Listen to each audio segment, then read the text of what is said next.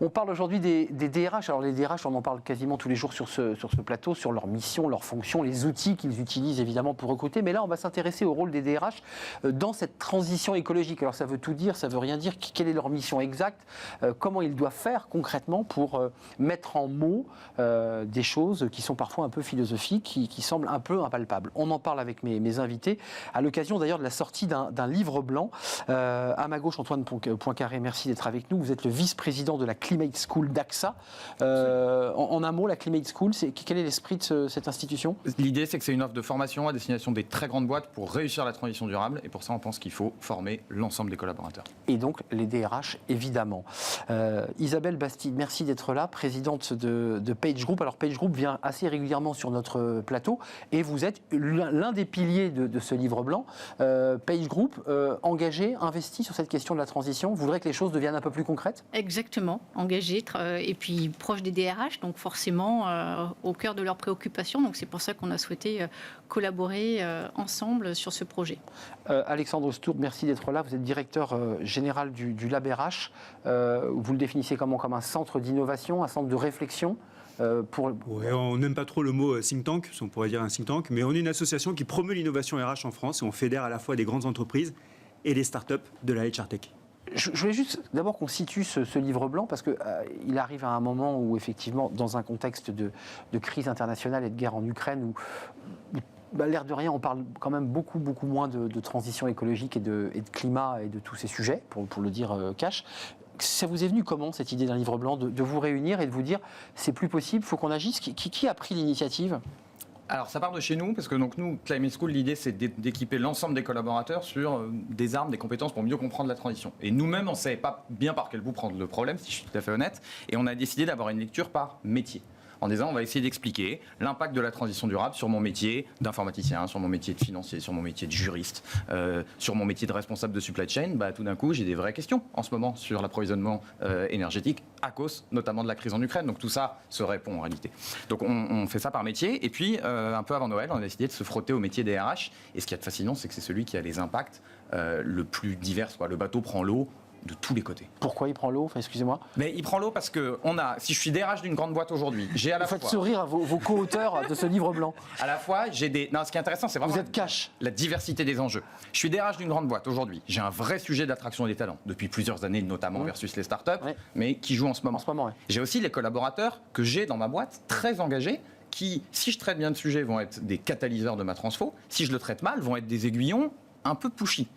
Et qui peuvent dire du mal de ma boîte et qui demain sont peut-être les victimes de la fameuse grande démission. J'ai un département RH qui est très demandeur en termes d'emploi, de personnes qui travaillent, et donc il y a une empreinte carbone. Celle-là aussi, il faut la mesurer. Et puis c'est moi qu'on vient voir en disant, mais dis-moi, mes comptables, là, ils sont comptables carbone demain, dans 10 ans Et donc, en fait, j'ai tout à gérer. Et les piles de photocopies derrière, il n'y a pas moyen de passer... Exactement. De commencer à numériser nos documents. Tous ces sujets-là, évidemment, c'est des sujets très transversaux. On parlera des fiches de poste, mais ce sera un peu plus tard. Mais l'idée, quand même, que pour attirer des collaborateurs et des jeunes collaborateurs, il faut aussi avoir dans la fiche de poste des éléments attractifs. Quelques chiffres, quand même, sur les RH, on va les découvrir. 87% des décisionnaires, c'est-à-dire les RH sont quand même assez sensibilisés à ces questions, quand même. 87% d'entre eux déclarent que les entreprises ont une responsabilité importante dans l'élaboration d'un monde plus juste et responsable, et 90% des DRH estiment qu'ils seront à l'avenir amenés à inclure plus d'actions RSE dans leur pratique RH. Isabelle et Alexandre, si je comprends bien, en tout cas le deuxième chiffre, ils nous disent là, les DRH, bon, on en a bien conscience, c'est un sujet qui nous préoccupe comme citoyens, mais 90% disent, bon, globalement, on va s'y mettre pour plus tard. Parce qu'ils le savent, parce qu'ils savent... Non, mais vous voyez, on n'y est pas encore. Oui. Mais ils savent très bien, le DRH sait très bien qu'il est au cœur de toutes les transformations. Et la transformation, la transition écologique, ça passe déjà par une transition sociale. Responsabilité sociétale ou sociale des entreprises, la RSE. Exactement. Mais sauf que, excusez-moi, je ne veux pas insister, mais ils sont au carrefour, mais les DRH, eux aussi, ne savent pas comment la prendre, cette RSE. La RSE, c'est souvent un peu le truc dans un bureau. Tiens, va voir le type qui s'occupe de la RSE, peut-être qu'il pourra t'aider. Enfin, elle n'est pas centrale, la RSE, aujourd'hui. Ou peu. Mais pour reprendre ce qu'a dit Antoine tout à l'heure, déjà, ce qu'il faut se dire, c'est que ça fait longtemps qu'on attend cette 4e révolution industrielle. On pensait qu'elle allait arriver par je ne sais pas trop quoi. Et finalement, on est dedans, là. Alors attendez, il y a eu quand même une crise sanitaire avant. Ça a accéléré cette révolution industrielle, en tout cas le futur du travail, le monde du travail. Donc les RH ont été vraiment sous les spots à tous les niveaux. Et comme l'a dit Isabelle... En première ligne pendant la crise Covid. Totalement en première ligne. Et surtout, hyper impliqué dans la transformation des organisations. Ça a été un élément central. Et aujourd'hui, en effet, on arrive sur ces sujets de transition écologique. Et j'insiste sur le mot transition, parce que parfois on parle de transformation, etc. Mais on parle vraiment, là, c'est de la transition. On ne sait pas vraiment où est-ce qu'on va aller. Transformation, on sait l'état final vers lequel on va. Oui, c'est vrai. Et donc là, les RH sont totalement impliqués.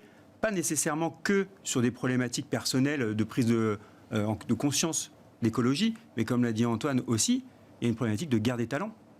Et donc, il va falloir s'adapter à ça. Et entre autres, le sujet de la RSE. Alors moi, je dis responsabilité sociale des entreprises. En fait, pour moi, j'aurais bien aimé que le E soit le E d'écologie, en fait, responsabilité sociétale et environnementale. Et environnementale. Ah oui. Ou alors, il faut rajouter un E, comme on avait fait pour le Conseil économique et social et environnemental. On avait rajouté le E, vous vous rappelez ? On pourrait faire ça. Non, mais c'est intéressant. Ouais. Dans ce que vous me dites, et je ne sais pas si vous partagez ce point de vue, puisqu'il y a un chiffre qui m'a un peu heurté, j'allais dire 24 millions de créations d'emplois liées à la transition écologique dans le monde d'ici 2030. En un mot, il y a presque des métiers qu'on ne connaît pas encore, mais qui seront liés à cette transition. Si j'entends bien ce que vous me dites, la révolution ou la transition se fera par la base, un peu comme la transformation de notre manière de manger s'est faite par le consommateur qui s'est mis à acheter du bio. Et les entreprises, de fait, ont dû accélérer leur transformation parce qu'elles se sont dit, il y a un marché. Est-ce que ça vient des salariés, de ceux qui poussent la porte des entreprises, qui disent, allez, moi, je ne rentre pas chez vous, si, Antoine, si vous ne faites pas un petit effort ? Alors, ça vient des salariés, ça vient aussi de la régulation. Les deux. C'est la grosse différence. En gros, on aime beaucoup dire que la transfo green aujourd'hui ressemble à la transfo digitale d'il y a 10 ans. C'est vrai, la différence, c'est que là, il y a aussi... Il y a des lois, la loi Pacte, entre autres. Et ça pousse, et il faut de plus en plus faire du reporting. Donc c'est là qu'il y a un effet un peu convergent entre les deux. Non, mais on voit en effet les deux. C'est-à-dire qu'il y a les deux univers, les grands groupes qui ont aussi ces contraintes, on l'a dit tout à l'heure, d'objectifs de développement durable. Alors ça, les contraintes, il faut le rappeler, il y a des lois précises, avec des documents qu'il faut compiler. Les DRH doivent faire des comptes rendus, égalité homme-femme et plein d'autres sujets qui s'épaississent d'année en année. Exactement. Voilà. Dans les grands groupes cotés, il y a ces obligations. Et aujourd'hui, ces entreprises ne peuvent plus du tout dissocier économie et environnement. C'est plus possible. C'est plus le monde d'avant où on segmentait les RH et la RSE. C'est plus du tout possible. Donc il y a tous ces grands groupes et puis il y a toutes les autres. Les ETI, les PME qui sont confrontés à cette guerre des talents. Donc comment faire face, au-delà de leur propre activité économique, comment faire face à cette guerre des talents pour pouvoir faire monter ses collaborateurs en compétences, pour pouvoir attirer, pour pouvoir retenir. Et moi, je dirais, parce qu'on faisait le parallèle tout à l'heure avec les égalités hommes-femmes, c'est vrai que... Qui est un des critères RSE, qui est un des critères, et c'est vrai que les quotas, quoi qu'on en dise, ont permis plus... Copé-Zimmermann, Rixin pour les conseils d'administration. Donc les quotas, la contrainte... Tout ça a permis quand même plus d'égalité hommes-femmes. Et quand même une poussée des salariés ou de la génération Z, pour simplifier, qui disent, attendez, moi je ne rentre pas dans votre boîte si il n'y a pas le télétravail, si vous ne mettez pas, je sais pas, du recyclage. Ça joue quand même, ça. Ça joue. Et sur la partie environnementale, je dirais que c'est plus simple. Ça paraît plus complexe, mais c'est plus simple. Parce qu'on le voit aujourd'hui, d'un point de vue citoyen, que ce soit la jeune ou moins jeune génération, tout le monde se sent engagé et responsable. L'urgence climatique, elle est réelle. Mais excusez-moi, là on parle de grands groupes, parce que c'est vrai que les grands groupes sont souvent bien lotis, ils ont des services très structurés, il y a des gens vraiment qui travaillent sur ces sujets et qui font avancer les choses. Les petites entreprises, c'est plus compliqué, puis il y a aussi les secteurs. Enfin, là on parle de secteur du tertiaire, des entreprises, j'allais dire, col blanc, mais des entreprises industrielles qui, par essence, par la nature même de leurs activités, produisent, créent de la pollution ou génèrent de la pollution. C'est très compliqué pour elles, ça. Le débat qu'on a là. Le DRH dit moi je suis prêt à avancer, mais on a une activité polluante. Oui, et parfois il n'y a pas de DRH en plus. C'est le directeur général de l'entreprise ou le fondateur. Mais ça vient justement de lui qui va insuffler une vision auprès de ses collaborateurs, qui va être animé. Moi j'ai des exemples de PME qui vont travailler sur le négoce de la mer, par exemple. À un moment donné, je fais du négoce de la mer. Je vais m'intéresser aussi à la pollution des océans. On peut trouver des liens assez faciles. C'est-à-dire qu'il y a le moteur des bateaux, pour le dire, le diesel, la pollution des mers.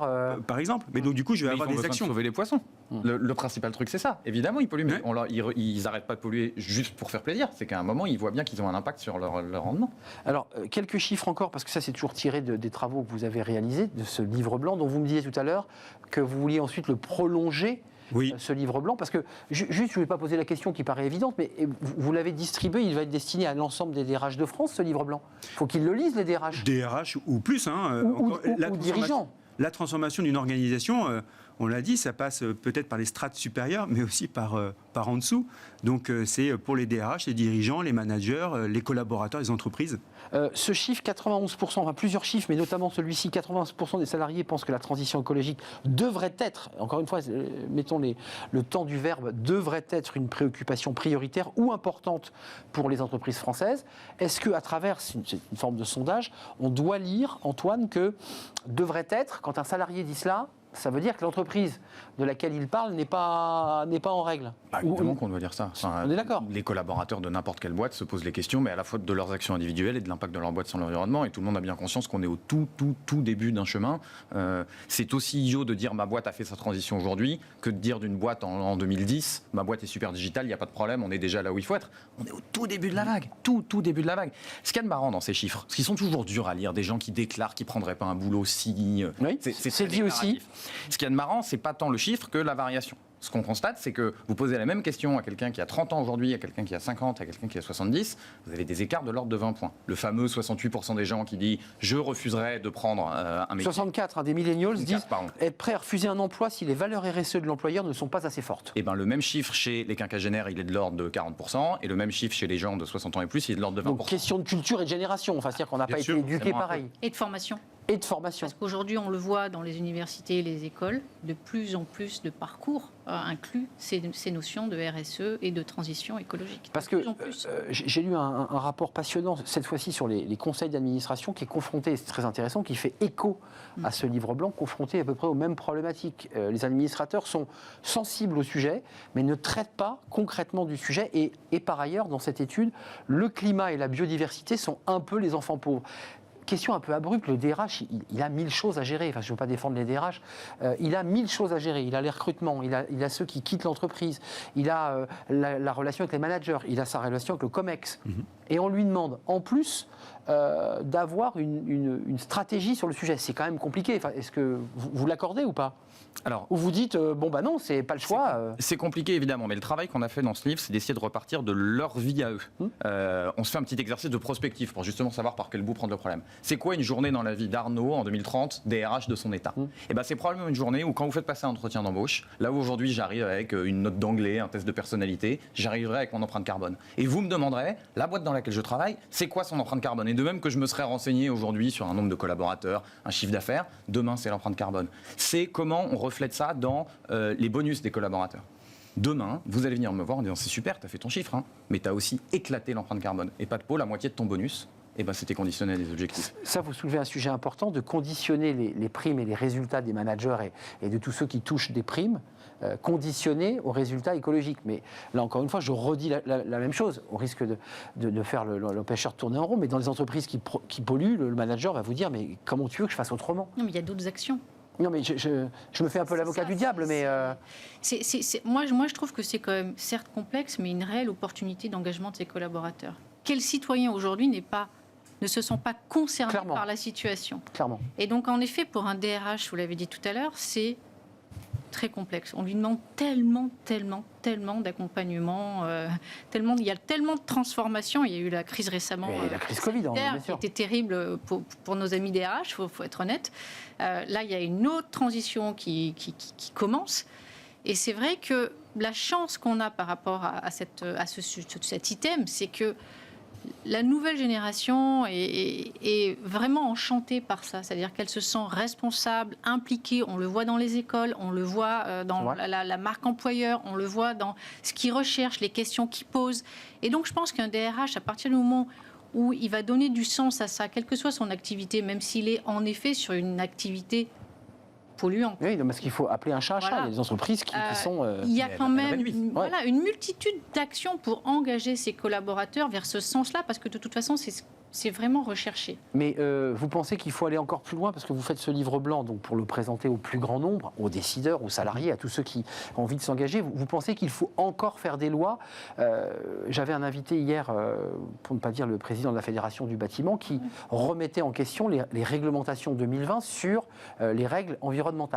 et qui dit ces réglementations ont provoqué un surcoût de fabrication et d'organisation d'ailleurs, et que le gouvernement leur a laissé d'ailleurs 6 mois de plus. Vous voyez où je veux en venir ?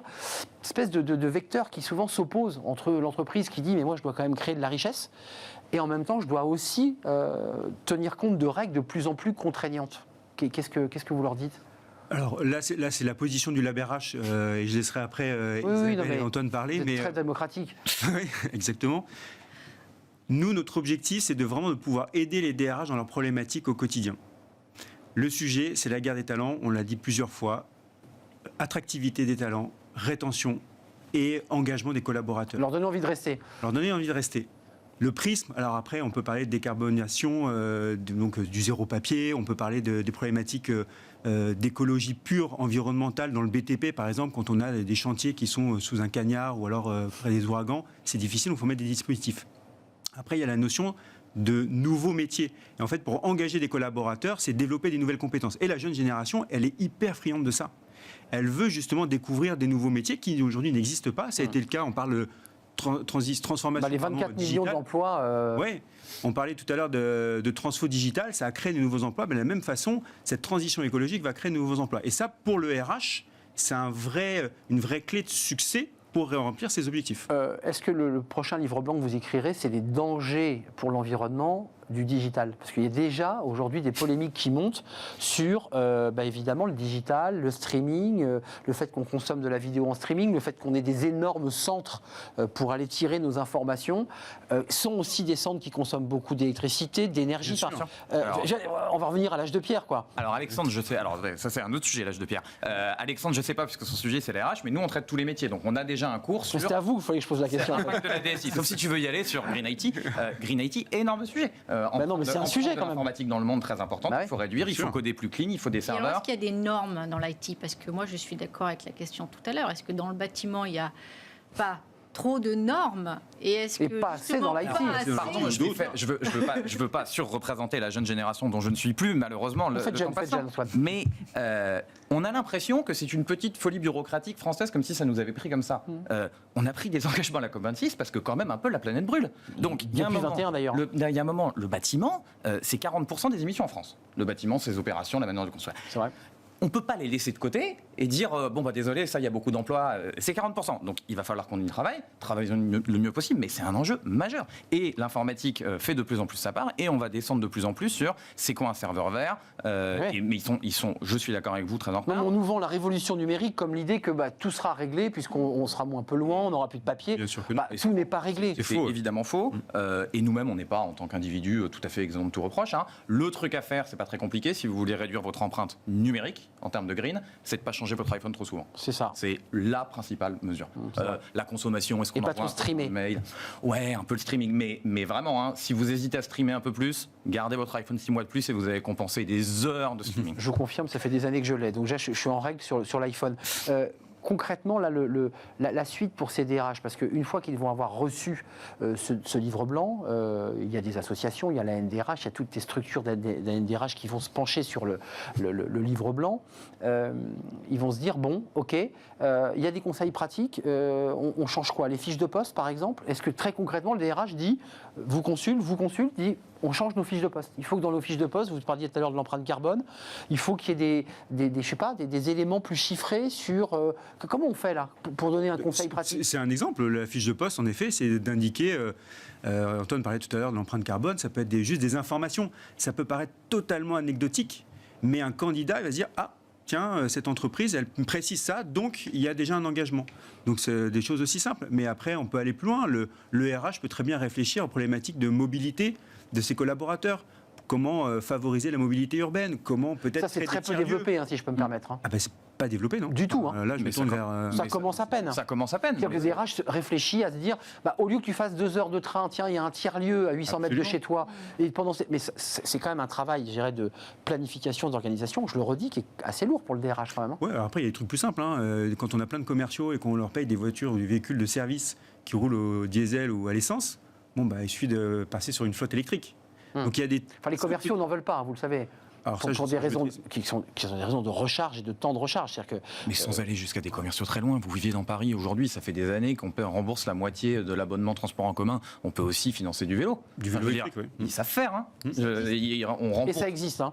on rembourse du pass Navigo depuis 30 ans. On devrait arriver à faire un truc un peu Non mais bis pour le vélo. juste vous qui avez expertisé le sujet avec vos fenêtres respectives, vos expertises respectives, pourquoi ça paraît compliqué pour les DRH? Qu'est-ce qui bloque? C'est parce qu'il y a des vecteurs au sein de l'entreprise qui les empêchent de pouvoir développer leur appétence? C'est parce qu'il y a le directeur marketing, le directeur commercial, qu'il y a le dirigeant qui dit attention. Qu'est-ce qui se passe au sein de l'entreprise? Moi, je pense que ça bloque parce que c'est tout nouveau. Et ce qui est intéressant, c'est que là où la transformation digitale, elle venait occuper un domaine qui était inoccupé, c'était Oui. tout nouveau, là, il se trouve que la RSE, ça fait 20 ans que ça opère. Et donc, je suis DRH, par exemple, je pense formation de mes collaborateurs à ces enjeux-là. Peut-être que je me dis que ça fait 20 ans qu'on les forme à venir au travail en vélo et amener son Tupperware à la cantine. Et en fait, on est au début d'une vague de transformation dont on prend conscience qu'elle est beaucoup plus importante que ça. Et donc, je ne sais pas si ça bloque tant que ça. C'est juste Ouais, pour qu'il moi, y ça avait un bloque pas, hein. existant et... Pour vous, ça bloque pas? Non. Donc ça veut dire qu'il y a une prise de conscience, il y a une volonté. Donc maintenant, il faut prendre le chemin, C'est la quoi. mise en œuvre. Bah ouais. Il faut le mettre en œuvre, c'est ça. Oui, c'est la conduite du changement. Oui, c'est la conduite du changement, c'est la mise en œuvre. Il n'y a pas du tout de blocage particulier. Après, les réalités, encore une fois, sont très différentes en fonction des tailles Je d'entreprise. suis d'accord. Et des secteurs, si je Et des m'autorise, encore une secteurs, fois. Exactement. Mais c'est juste après la mise en œuvre qui peut être un petit peu complexe. Avant de nous quitter, le télétravail, c'est un élément très important. Globalement, tout le monde nous a dit on ne revient plus en arrière parce que les gens s'y sont habitués. Il y a eu des accords d'entreprise, 2 jours, 3 jours, on a hybridé. C'est un élément contributif à une transition écologique. Vous considérez que ce télétravail hybridé est constitutif d'une transition ou pas? Très compliqué. Il y a eu 2-3 études. Je me sens un peu, Rien de très mondial. Non, ouais. mais globalement, on peut dire que ça va dans le bon sens parce que les gens se déplacent un peu moins. Mais par exemple, les gens restent vachement plus chez eux. Et qu'est-ce qu'on fait quand on reste chez soi toute la journée? Faut la chauffer. Et en fait, chauffer 10 000 maisons individuelles pour peu qu'on vive un peu à la campagne, ou chauffer ou climatiser, parce que c'est vrai l'été aussi, un immeuble entier. C'est pas tout à fait les mêmes bilans. Donc c'est très compliqué parce qu'il faut faire des bilans avec plein de choses différentes, mais c'est pas clair que ce soit. Vous en pensez quoi côté Page, Isabelle? Je suis... Vous le soutenez parce que vous êtes en phase avec les DRH. Oui, je suis 100% alignée. Il y a un mouvement, on ne reviendra jamais en arrière, mais à la fois d'un point de vue environnemental. C'est pas le bilan carbone n'est peut-être pas aussi bon Non, qu'on on ne peut le. pas dire on fait du télétravail. Puis on a vu des voitures qui partaient à la boulangerie et qui bougeaient aussi. Enfin, ça s'est vu aussi dans les études. Les gens se déplacent encore en voiture. Enfin, ils sont pas qu'à vélo. Exactement. Télétravail constitutif, pour faire écho et terminer sur l'esprit de votre livre blanc. Oui, et puis moi, il y a un vrai sujet autour du télétravail et de la transition écologique, c'est le sujet de la santé mentale. Le télétravail a provoqué quand même des dérives en termes de santé mentale des salariés Clairement. qui étaient chez eux. Et aujourd'hui, la transition écologique, en fait, on commence à avoir cette logique d'éco-anxiété. Et il y a des salariés qui sont pris par ça. Et donc, il y a des problématiques de santé mentale. Donc, vous nous dites, pour conclure, qu'on est, en tout cas, c'est ce que vous nous dites chez Climate, on est au début d'une nouvelle ère. C'est-à-dire qu'à travers ce livre blanc, on ouvre une nouvelle ère, une nouvelle page. On ouvre une nouvelle ère et je voudrais pas qu'on refasse l'erreur qu'on a fait avec le digital d'un point de vue RH qui était de dire regardez ces 10 emplois du futur qui n'existent pas. Créateurs d'expériences virtuelles, il y avait des. On l'entend un peu quand même là. Eh bien, ils existent, c'est super, mais il y en a combien en France? En attendant, il y a des comptables qui sont restés comptables, des marketeurs qui sont restés marketeurs, et ces gens-là, le digital a changé leur job. Donc je crois que si on veut prendre le problème par là où c'est en train de bouger, c'est pas tant les nouveaux métiers green, c'est super, il y a des patrons climat biodiversité dans des boîtes, ça représente quelques jobs. Le sujet, c'est comment les comptables, les marketeurs, les financiers, les juristes intègrent la dimension environnementale à leur travail. Les nouvelles compétences. Oui, pas des métiers intégralement green, mais transversales à l'ensemble des métiers et donc des DRH. Les passerelles de compétences et cette fameuse transition sociale qui permettra la transition écologique. Donc vous dites social, donc responsabilité sociétale ou sociale, vous dites sociale et vous dites environnementale. J'aurais bien aimé mettre le E pour environnemental. Mais c'est un vrai sujet que vous lancez sur le sigle alors, RSE. déjà, Il y a un autre sigle qui s'appelle ESG, ESG. environnement, Oui. social. ESG. Oui, C'est vrai. sauf que vous le savez très bien, le ESG, on l'utilise surtout dans les métiers de la finance. C'est plus ça, RSE plutôt dans l'entreprise traditionnelle. À l'origine, oui. À l'origine, c'est plutôt ça. Un dernier mot? Oui, un dernier mot, si vous m'avez posé la question tout à l'heure, je ne vous ai pas répondu. Il y aura un rapport de prospective qui sera livré en novembre 2022, toujours avec la Climate School d'AXA, toujours avec PageGroup, le labérage bien évidemment, mais aussi on va inclure le groupe Renault, on parlait beaucoup d'industrie, donc le groupe Renault. Les batteries dans le Nord, là, en construction. Batterie, et puis après le process de fabrication, et puis on fabrique des voitures. Pas Et le des voitures recyclage, électriques. par ailleurs. Après, le recyclage. Et le recyclage. Et un laboratoire de recherche également, puisqu'il faut impliquer dans une logique de prospective les laboratoires de recherche. Le livre blanc sur justement cette transition écologique à destination notamment de notre public, des DRH, mais pas seulement, vous le disiez, à tous ceux qui s'intéressent au sujet dans l'entreprise, que ce soit du PDG jusqu'aux collaborateurs, parce que ça concerne tout le monde. Merci Antoine Poincaré pour votre passion. Merci. Vice-président de la Climate School d'AXA. Isabelle Bastide, merci, présidente de Page Group. Et Alexandre Stourbe, directeur général du Lab RH, qui n'est pas un think tank, mais non, ce n'est pas un think tank. Merci à vous. On termine notre émission avec Fenêtre sur l'emploi. On a fait focus aujourd'hui sur la situation des étudiants. On en avait beaucoup parlé pendant la crise Covid. État des lieux, justement, des étudiants, des jobs étudiants en 2022. C'est dans Fenêtre sur l'emploi.